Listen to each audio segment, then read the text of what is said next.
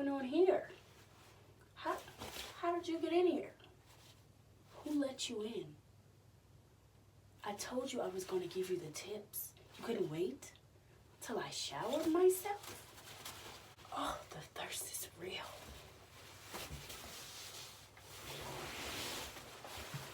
I am appalled. Sis, I was coming. You needed them.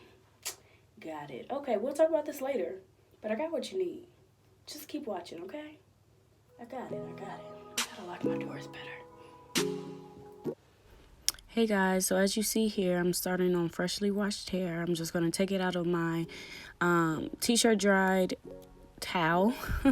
And we're going to start with the first step, which is sectioning off the hair. You always want to section off your hair before moisturizing, detangling, or styling. It makes it easier to handle just being in smaller sections, and it also cuts down on the breakage and possible frizz you might get with your style. So there's no correct way or wrong way to section off your hair. I'm just going to section mine off in 4 sections.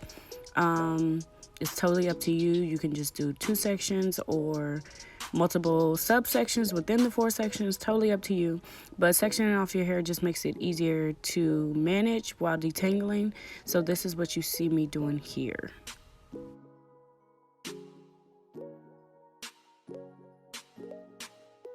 So I'm going to be going in with the CURLS scalp treatment. This is totally optional, not part of the steps, but just something I do in order to make sure my scalp is moisturized and properly oiled when going into any type of style. So moving right into the second step of gently detangling, I'll be using the Curl Moisturizer spray. You never want to detangle your hair on dry hair. It'll just cause extra breakage and pull out excessive strands that we actually do not want. So you can use a dimming brush, a detangle brush, Y2 comb, or simply use your fingers as you see me doing now. But we are pulling out the tangles and all the knots that we already naturally have with curly hair. Doing this, it will help the style be more smooth and also be more defined. So this is a great step. Moving on to the third step of lightly moisturizing, I'll be using a leave-in conditioner. You want to make sure that the hair is just barely damp when doing this, being that afterwards you will be sealing the hair with a cream or a butter. And you don't want your hair to be saturated with just the moisturizing products. And this way you will ensure that the hair dries in a proper manner the next day with whatever style you are going for.